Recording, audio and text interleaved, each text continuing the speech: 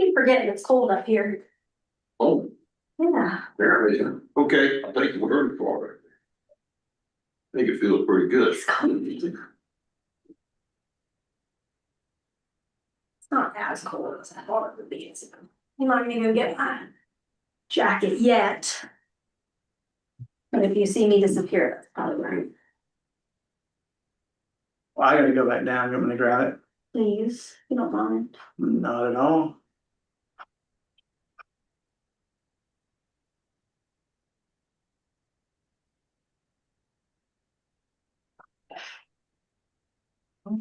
That's done. I forgot to think about it. Oh, I just use the internet. Technology.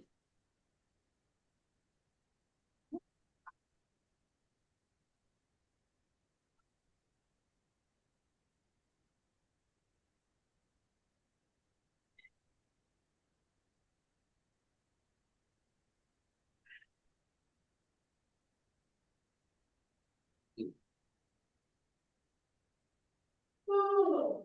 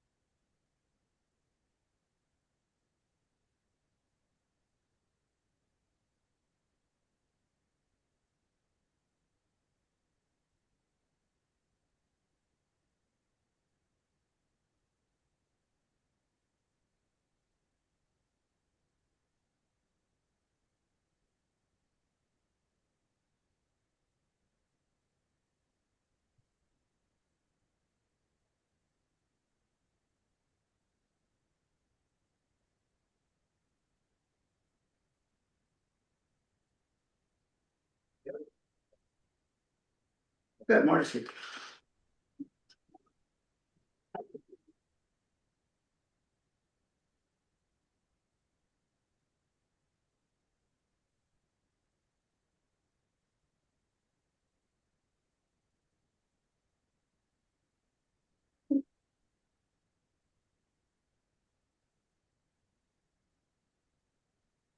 Good morning, everyone. Morning. Morning. It is great to have you all here. Let's open with prayer and let's just jump on in. God, we give you thanks for this opportunity to once again gather here to listen and to learn. We ask now that the words of Hosea may speak to our heart so that we can speak your love to the world in Jesus' name. Amen. Amen. So without further ado, I hand it over to the Reverend Dr. Marty Stevens. Good morning, Marty. Hello, Stephen. How are you? Doing good. Good. I think we're at chapter 8. Is that what y'all remember? Yes, ma'am. Okay. we're going well. I think we're going to get through this without skipping stuff. So that's great. Okay, chapter 8. Set the trumpet to your lips. I think we had a trumpet before, but a trumpet is used to call a solemn assembly. So that tells you that something serious is about to happen. And then we read this terrible news: one like a vulture is over the house of the Lord. Well, that can't be good. What do vultures symbolize? Death. Death, exactly. There's going to be some dead bodies for them to pick over, metaphorically speaking, of course, not literally. But yeah, okay. So a vulture is over the house of the Lord. Why? Because they've broken my covenant and transgressed my law. So that law is the word Torah. So they've transgressed Torah. They haven't done anything they're supposed to be doing. Israel cries to me, my God, we, Israel, know you. So they cry out that they know God, but they break the covenant and transgress the law. So do they really know God? Obviously not. Right. So there's this happens other places as well, but I don't think I've said this before. There's no use just saying the words, showing up and saying the words if you don't actually carry them out in your day-to-day life. So don't think you're going to show up and say the Apostles' Creed and then go out and steal and lie and, cheat and oppress other people. Got to walk the walk as if you're going to talk the talk. Israel has spurned the good. The enemy shall pursue him. Okay, now we run into this whole thing. The next section is about idols. Idols. So they made kings, but not through me. They set up princes, but without my knowledge. Now, I think I told you before, remember the southern kingdom, Judah, understood the use of dynasty in its kingship. So it was the family of David that, continued to be kings and of course princes while they're waiting to be king. But the northern kingdom didn't do that. The northern kingdom just basically had military coups over and over again to seize the kingdom, the throne. So what Hosea is saying, or God is saying, is they decided themselves, the more violent ones decided that they would be the king, and they just killed the current king so that they could take over the throne and be the king. So they didn't consult God. They didn't wait for God to appoint a king, like David and David's family.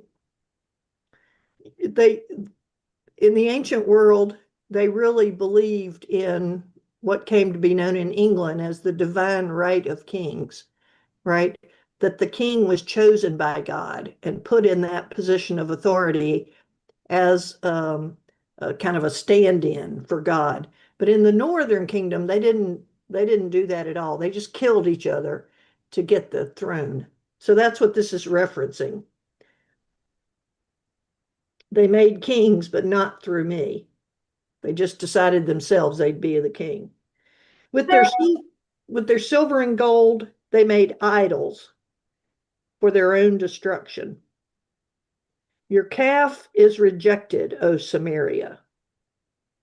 My anger burns against them. How long will they be incapable of innocence? For it is from it, the idol, the calf, is from Israel. An artisan made it. It is not God. The calf of Samaria shall be broken to pieces.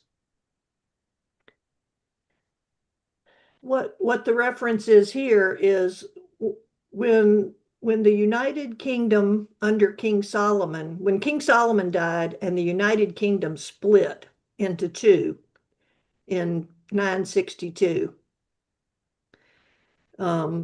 Solomon's son took the southern kingdom and was the king, Rehoboam. But a military general, took the northern kingdom, Jeroboam the first. And he set up worship sites at Dan in the north of the Sea of Galilee, and at Bethel, the famous worship site where there was Jacob's ladder. We talked about that last week. And Bethel is the southernmost city in the northern kingdom. Does that make sense to you? Yeah. So you think about the northern kingdom, it goes from Dan in the north of the Sea of Galilee, down to Bethel in the south, which is just above Jerusalem. So of course it's not really in the south. It's the southernmost city of the northern kingdom. So it's Maryland. Sorry? It's like Baltimore, Yeah, like above the Mason-Dixon line. right, Yeah, right, I don't know where Baltimore is in Maryland, but yeah, one of those. right. So he set up these worship sites in Dan and Bethel, and he had calves, idols made, images of calves made and set up at Dan and Bethel.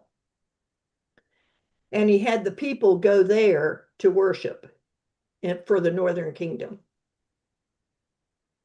Now, of course, that reminds you of the golden calf in the wilderness, right? When Moses was up on the mountain and the people made a golden calf. But this was a deliberate attempt by Jeroboam to keep the people in the northern kingdom from going to Jerusalem to worship. He was trying to establish basically the northern kingdom, right? This is the first time it had been separate.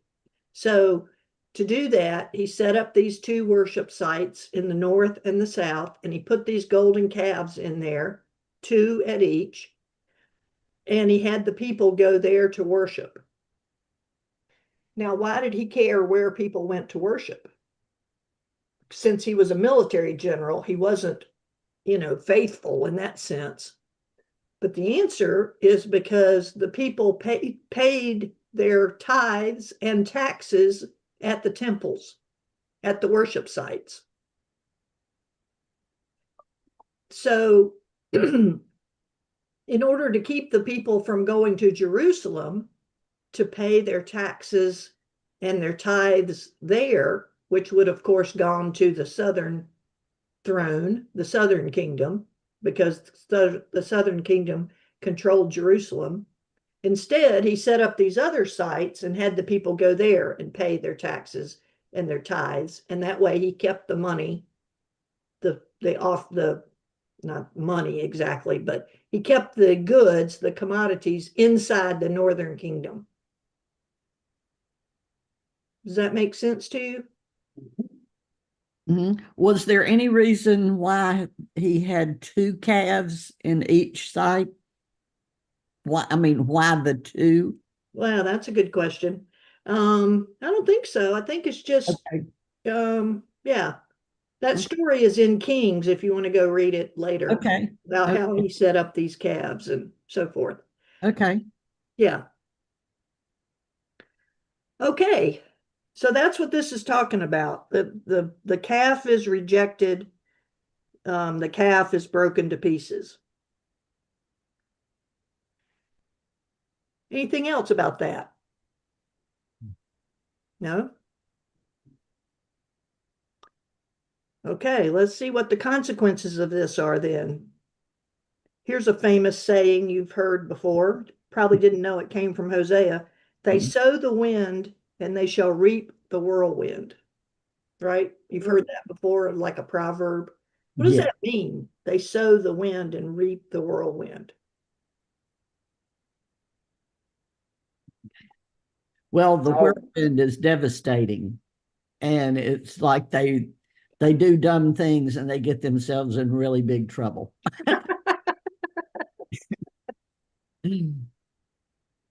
Right. What starts out as, of course, you can't sow the wind anyway, but but what starts out as something small, the wind, right, turns into something catastrophic, a whirlwind, which destroys all the crops and everything else. The standing grain has no heads. That is no fruit, no produce. It shall yield no meal. If it were to yield, even if it were to yield, foreigners would devour it. The foreigners are going to come in and take over the fields and get all the produce. Israel is swallowed up. Now they are among the nations as a useless vessel.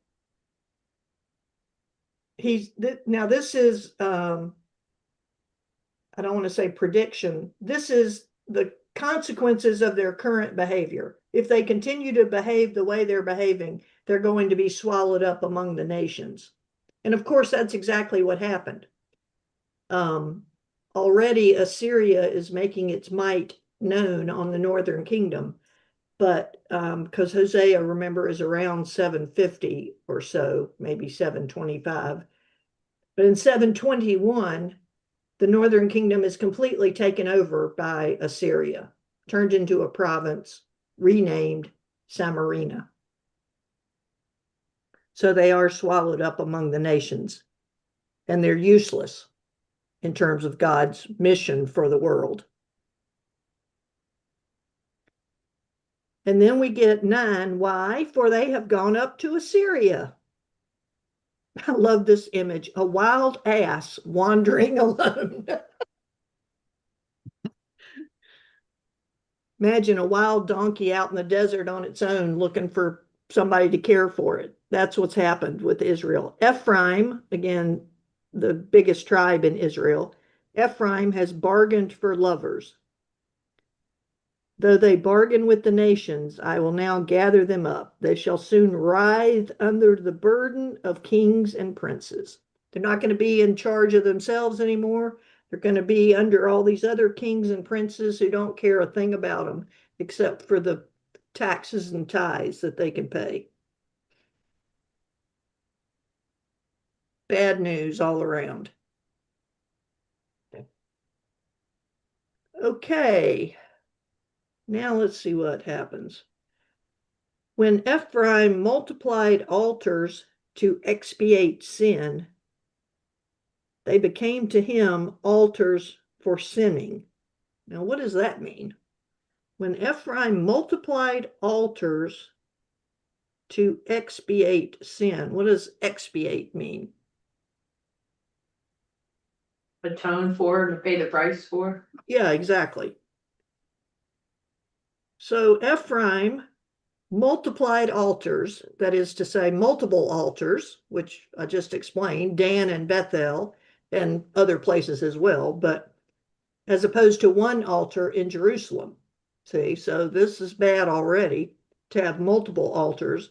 And the point of the altars was to atone for sin, but instead, the altars became an occasion for sinning. They did the exact opposite of what they were supposed to do. They're supposed to be getting rid of sin, but instead, they're multiplying sin. Why are the altars multiplying sin? What's happening at those altars that's sinful?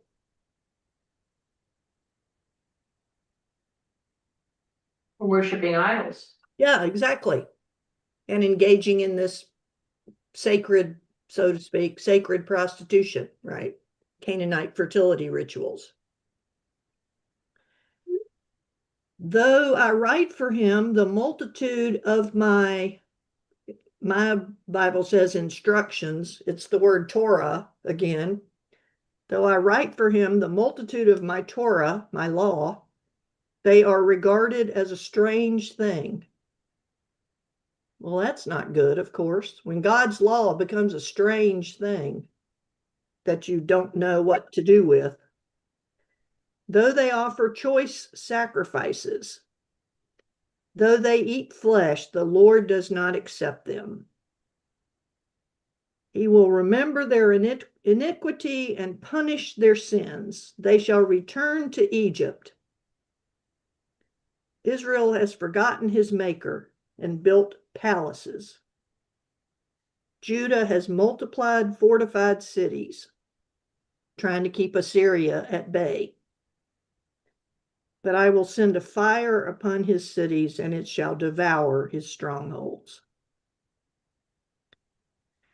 So whereas God rescued them from Egypt and gave them Torah, laws, and a means of atonement for sin through sacrifice, they've turned all of that on their head, used the altars for sinning, eating the sacrifices instead of offering them to God.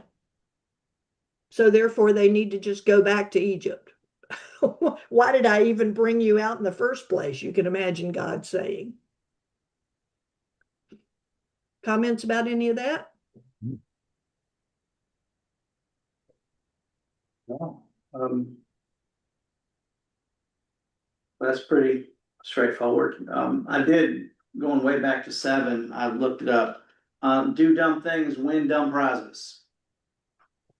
One more time. Verse 7, do dumb things, win dumb prizes. No. Yeah. You play stupid games, you win stupid prizes. Said that? There's a. Oh, sorry. Didn't quote Taylor Swift correctly. Oh, is that a Taylor Swift song? Played stupid games, you win stupid prizes is Taylor Swift. Oh, okay. Pastor Stephen almost got it right. Yeah, please forgive me.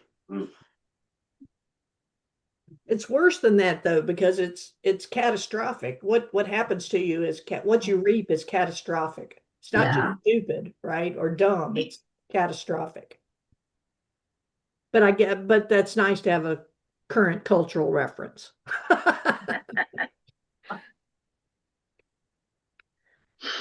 Okay, let's see what happens in chapter 9. I wonder if things get any better.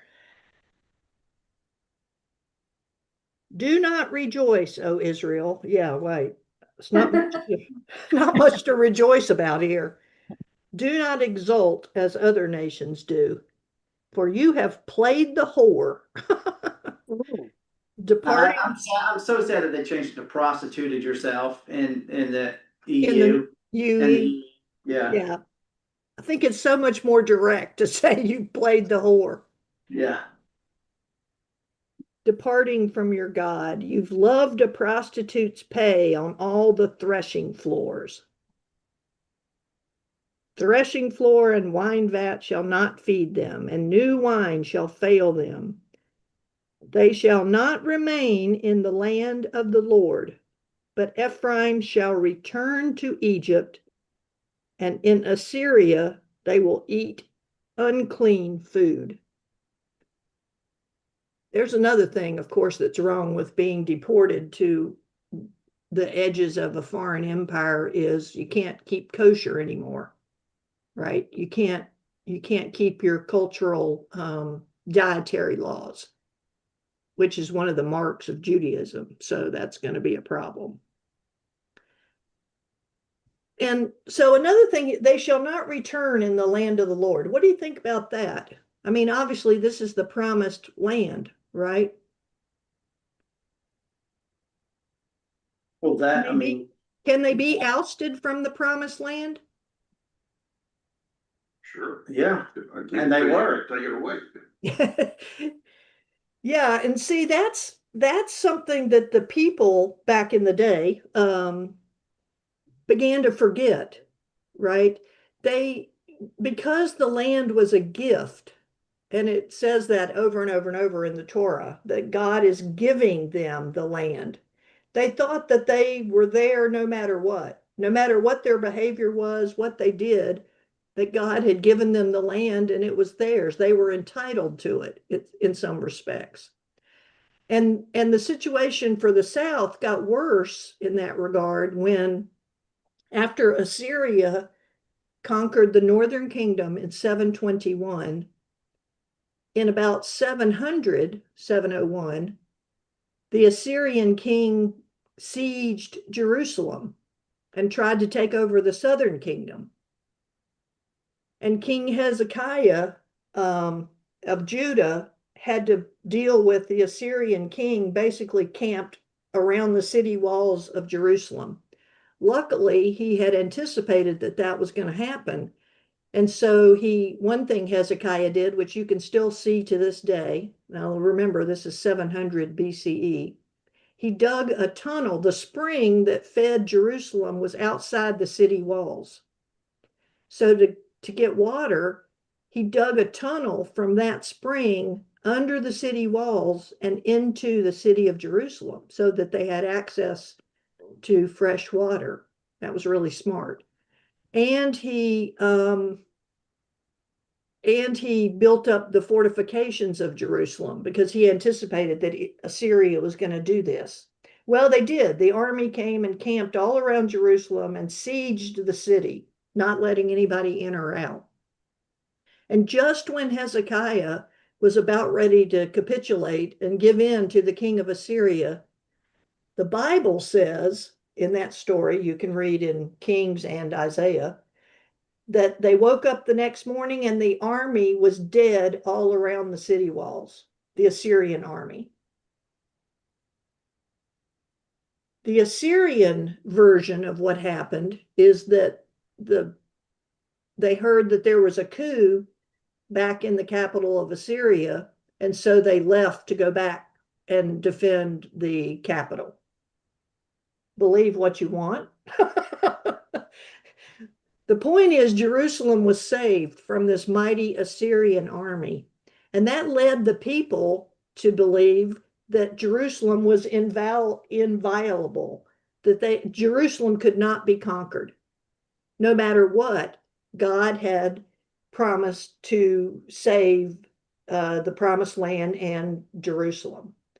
And so things went from bad to worse, because then the people started acting however they wanted to, thinking that no matter what they did, they were entitled to live in that land. But of course, that's not the case. As we said, they were eventually deported.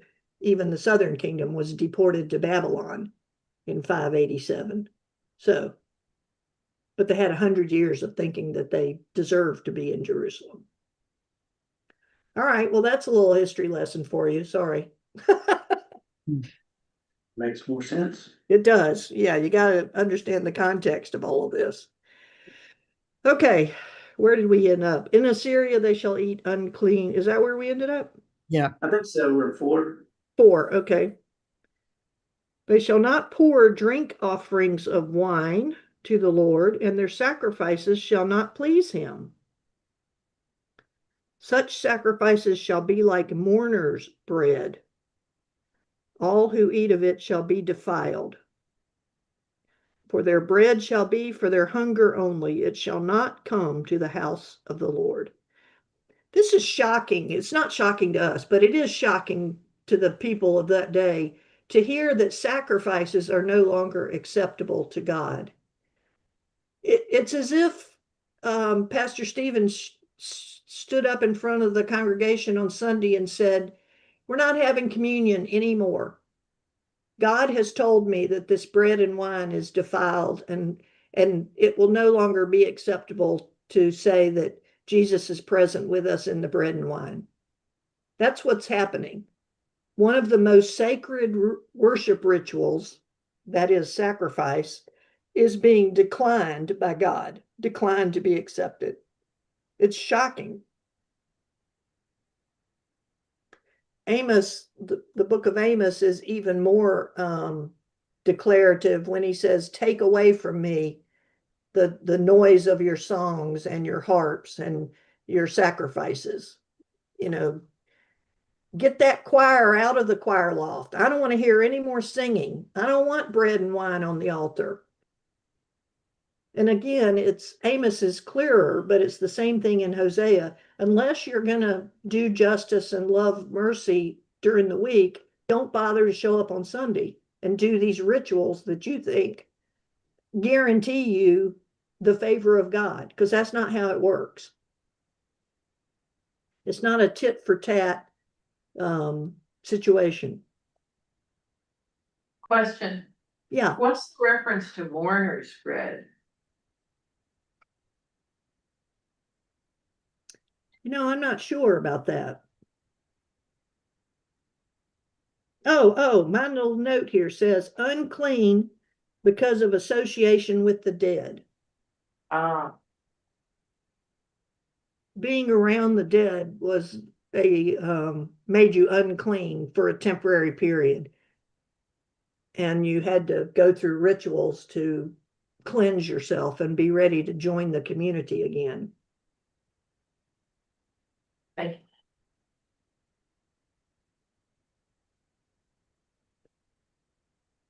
you. Okay. What will you do on the day of the appointed festival, on the day of the festival of the Lord? If you can't do sacrifices and you can't pour drink offering, what the heck are you going to do? Can't bring bread. What are you going to do? For even if they escape destruction, Egypt shall gather them. Egypt will come and take over the country, which was a real possibility. Memphis is the capital of Egypt, so Memphis shall bury them.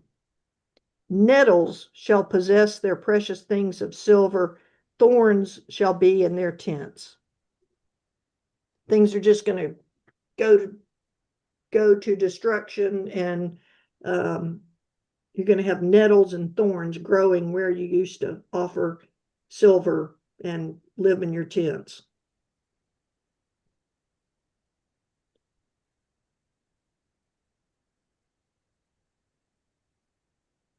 The days of punishment have come. Well, yeah.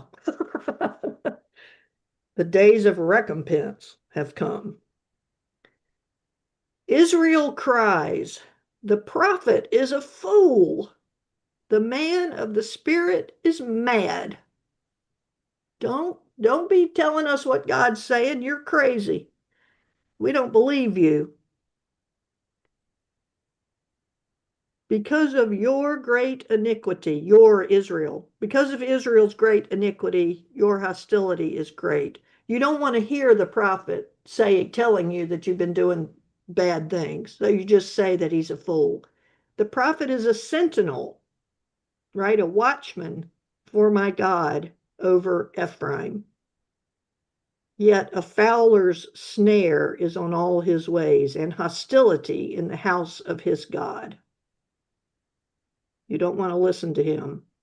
They have deeply corrupted themselves, as in the days of Gibeah. He will remember their iniquity. He will punish their sins. Gibeah is a location in the tribe of Benjamin, which is the tribe, the northernmost tribe of the southern kingdom, and just below the southern part of the northern kingdom. Where a Levite concubine was raped, and it triggered a civil war within the tribe of Benjamin, way back in the time of the judges. So that episode is remembered down through time as one of the most corrupt things that ever happened. This rape and civil war, and they ended up cutting the concubine into pieces and sending one piece to each of the 12 tribes. I mean, it was gruesome.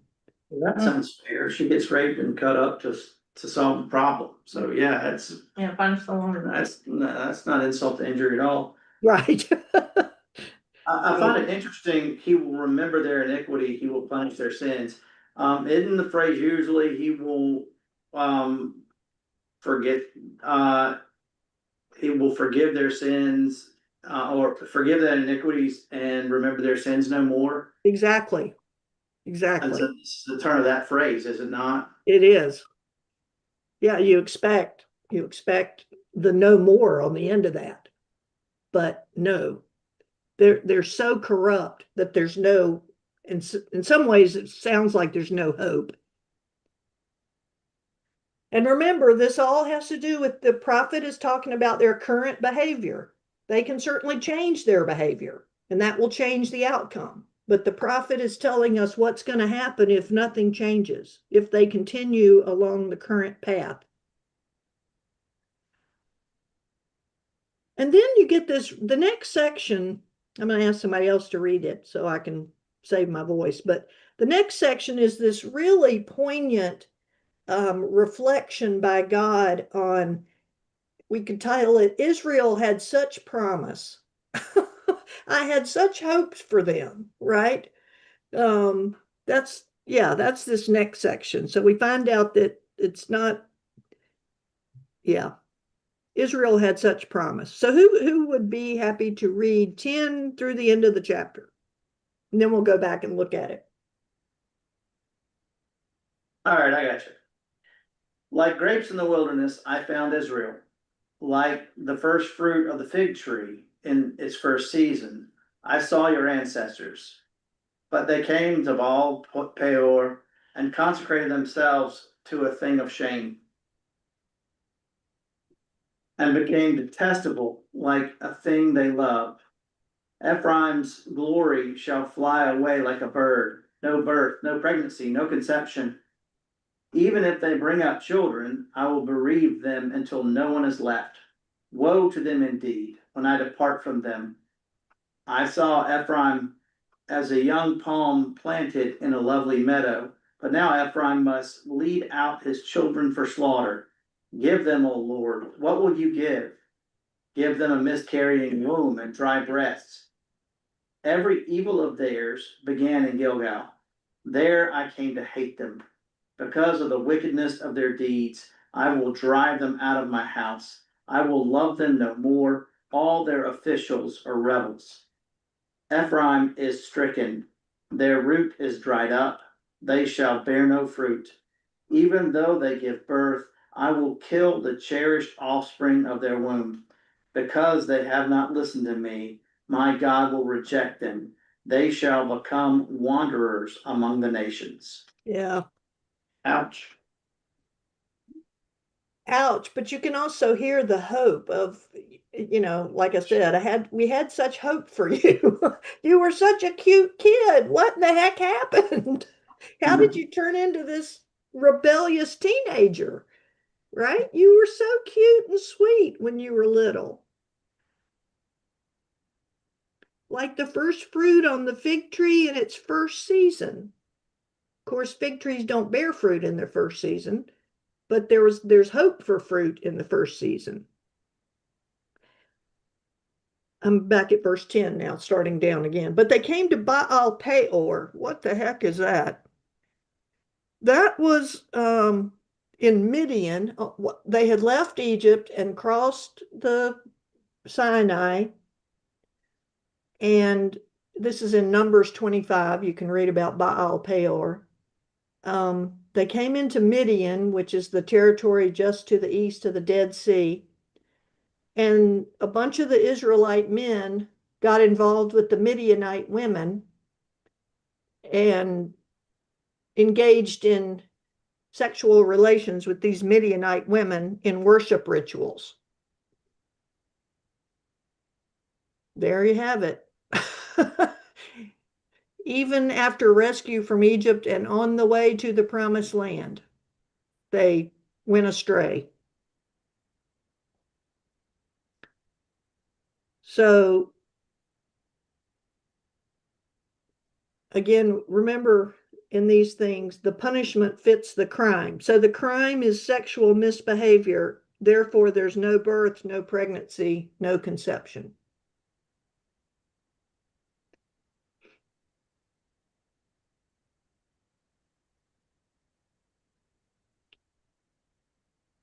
Once I saw Ephraim as a young palm planted in a lovely meadow. Isn't that a nice image? A young date palm planted in a lovely meadow. But now he's leading his children out for slaughter. Every evil of theirs began at Gilgal. Gilgal, again, was the first worship site in the Promised Land. After they crossed the River Jordan, they had this they had a worship ritual in Gilgal. So what he's saying is from your first step into the promised land, into what was supposed to be this covenant relationship and thriving, from the very first step, you began to engage in evil.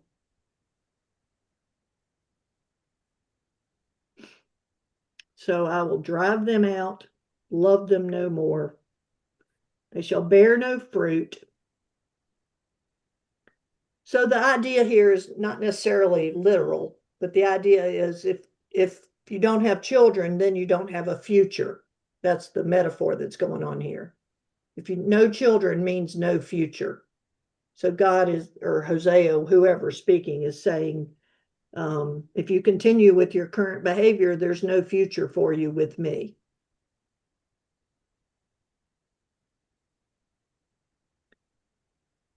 Because they've not listened, God will reject them.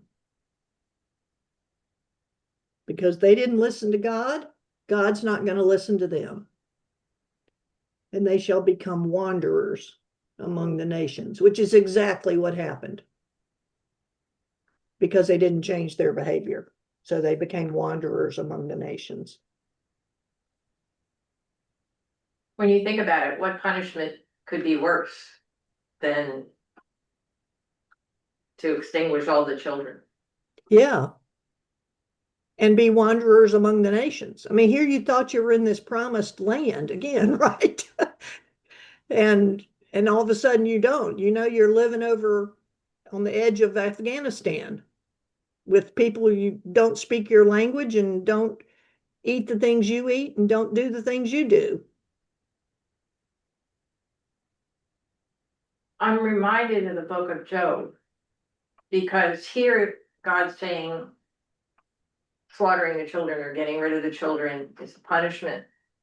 And Job's children died tragically, and then his friends said, "Oh, what did you do wrong?"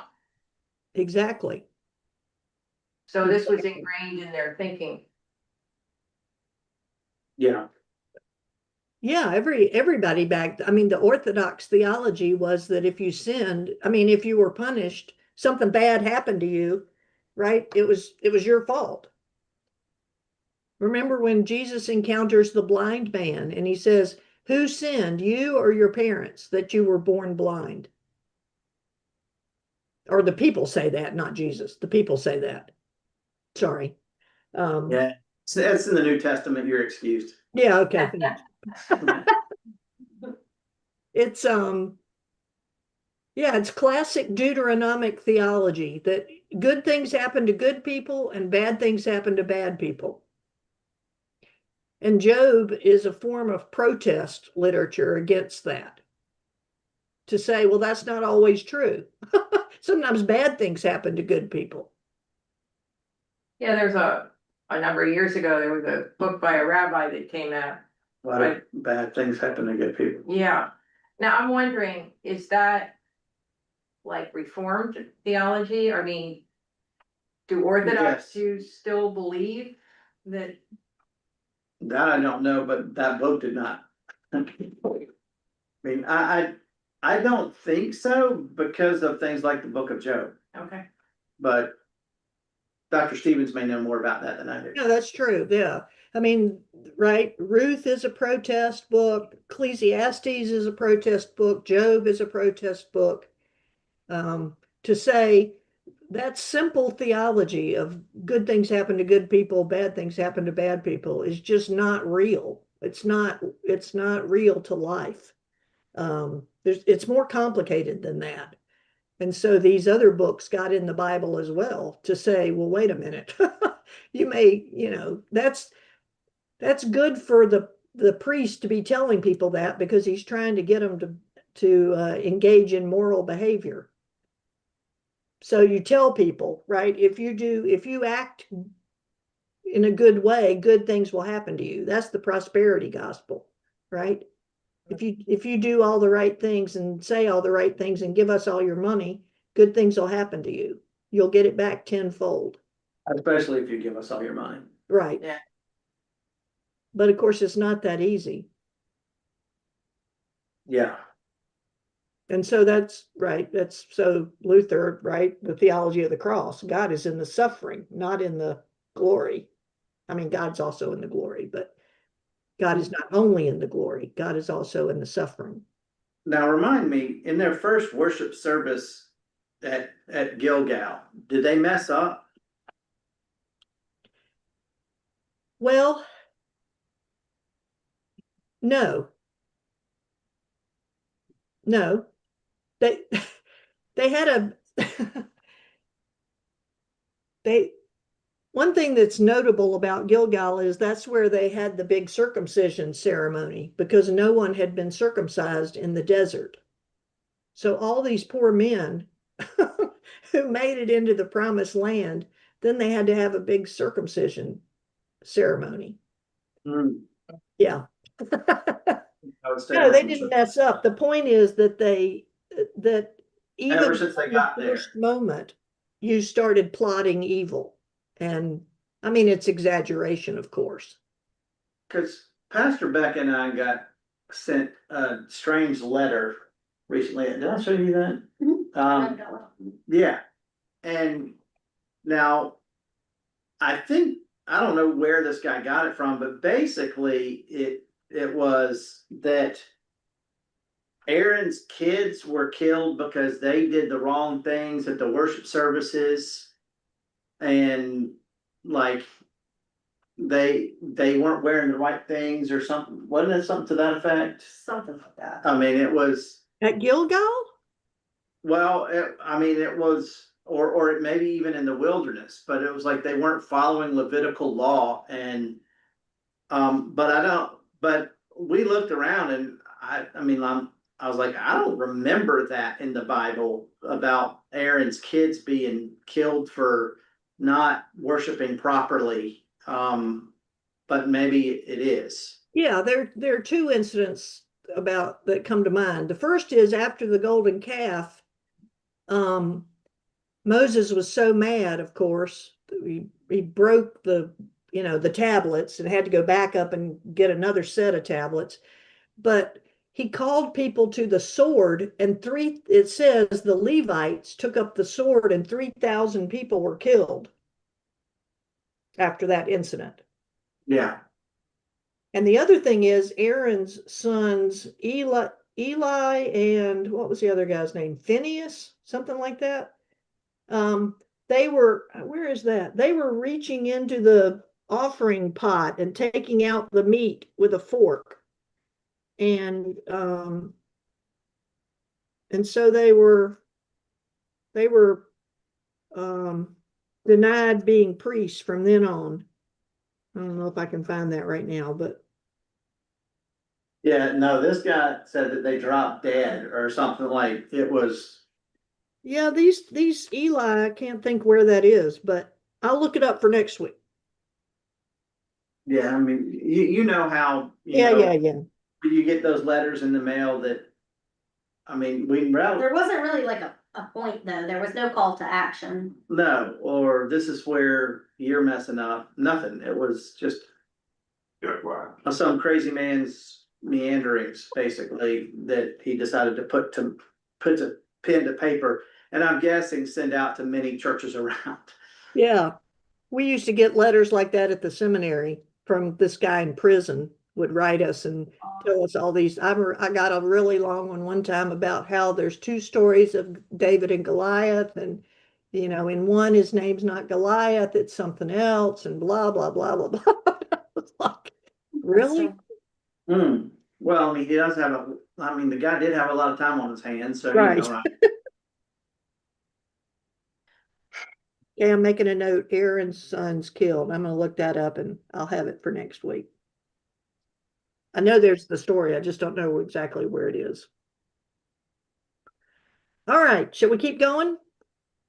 That's up to you.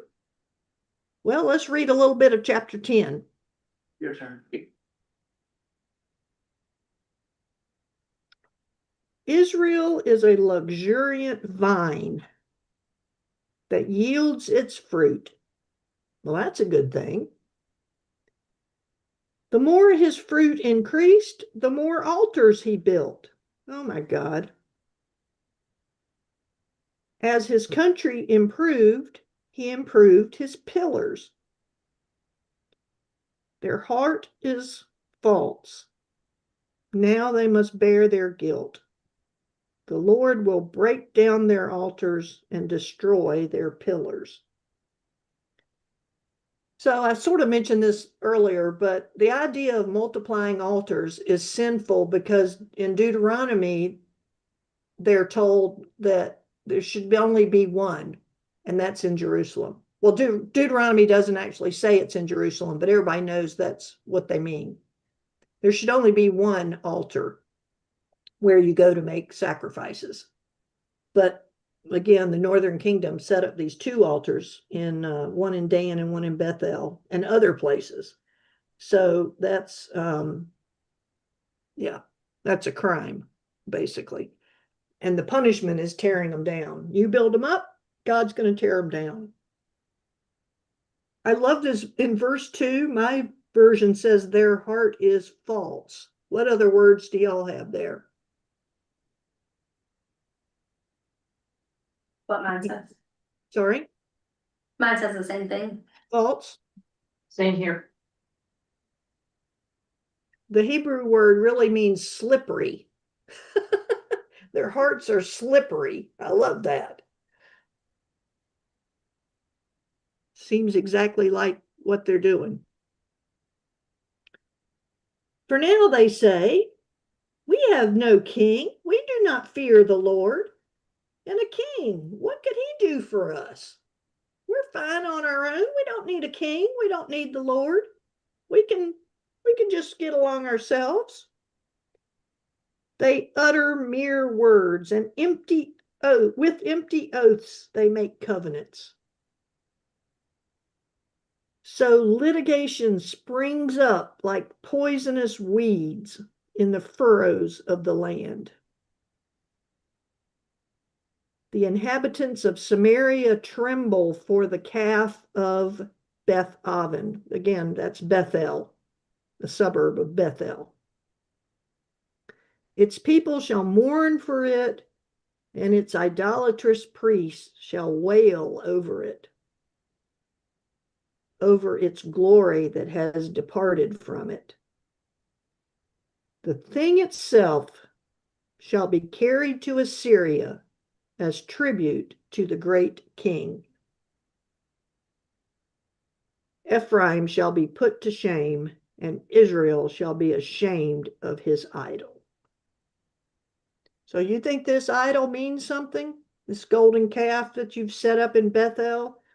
Guess what? When Assyria comes in and takes over, that idol is going to be taken to the king of Assyria as gold tribute. See what your idol will do for you there.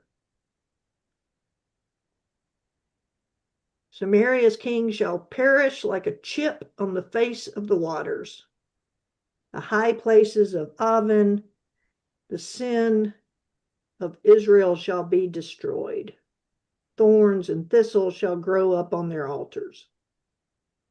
They shall say to the mountains, cover us up, and to the hills, fall on us.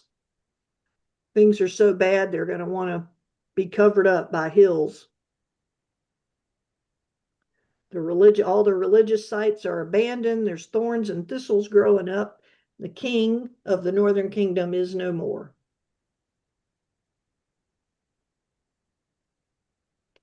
Since the days of Gibeah, that's the Benjaminite concubine episode, civil war, you have sinned, O Israel. There they have continued. Shall not war overtake them in Gibeah? I will come against the wayward people to punish them, and nations shall be gathered against them when they are punished for their double iniquity. You may remember that when Isaiah comes on the scene, second Isaiah, in Isaiah 40, after the people have been taken to Babylon and have been there for decades, he says that they have been punished enough. They've been punished double for their sin. That may be a reference back to this. double iniquity. Only in Isaiah's language, God is ready to forgive. Comfort, comfort ye my people, says the Lord, right? All that. But here they're going to be punished for their double iniquity. So wasn't there a time that the people begged for a king? Oh yeah. Oh yeah. That's how this whole thing got. Exactly. 1 Samuel 8 is where that happens. They beg for a king, and the reason they say 2 or 3 times is so that we can be like the other nations. And that's the whole point. They're not supposed to be like the other nations. They're supposed to be distinct among the nations. That was their whole purpose in life, was to be distinct, so that people would come and see them and say, why do you act that way? Why do you do these things? And they would be able to tell them about God. But instead, they want to be like the other nations, so they ask for a king. And in 1 Samuel 8, they find all these terrible things are listed that'll happen if you have a king, right? He'll take your sons and daughters, he'll take all your crops, and you'll end up paying high taxes to the king. But they want one anyway. So God tells Samuel, okay, go ahead, give them a king. And you see how that turned out. Huh? Fine, have it your way. Yeah, exactly. The Okay. whirlwind. Ephraim was a trained heifer that loved to thresh, and I spared her fair neck. Ephraim, here you have this agricultural image of the oxen pulling the plow in the field, and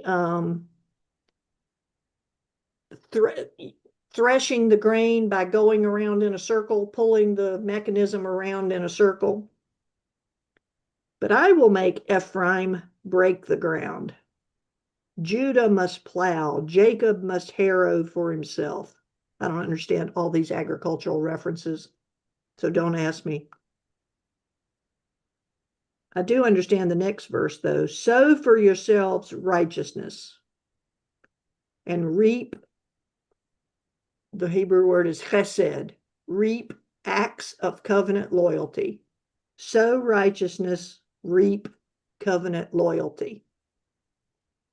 As opposed to sowing the wind and reaping the whirlwind. You see how that goes back to that? It's another, right? It's an inner book reference. Here you should sow righteousness and reap covenant loyalty. Break up your fallow ground, for it is time to seek the Lord, that he may come and rain righteousness upon you. My translation, instead of covenant loyalty, says steadfast love. Yeah, that's often the English translation, but it's really covenant loyalty. Actions of covenant loyalty. You have plowed wickedness. You have reaped injustice. You've eaten the fruit of lies because you trusted in your own power and in the multitude of your warriors. Therefore, the tumult of war shall rise against your people, and all your fortresses shall be destroyed. As Shalman destroyed Beth Arbel on the day of battle, when mothers were dashed in pieces with their children. Thus it shall be done to you, O Bethel, because of your great wickedness. At dawn, the king of Israel shall be utterly cut off. Yeah. So instead of sowing righteousness and reaping covenant loyalty, you've sowed wickedness and reaped injustice. You trusted in your own power and in your own army. Guess what? It won't be enough. No one knows, by the way, what that reference in verse 14 is about. Shalman destroyed Beth Arbel. That's not in the Bible anywhere. No one knows what that is.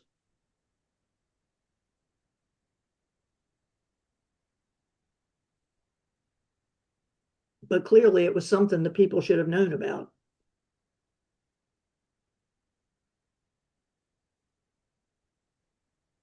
Okay. We're gonna go, next week, we're gonna have some good news.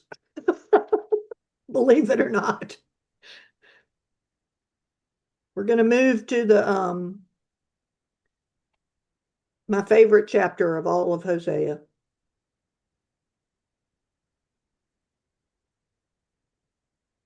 Thanks.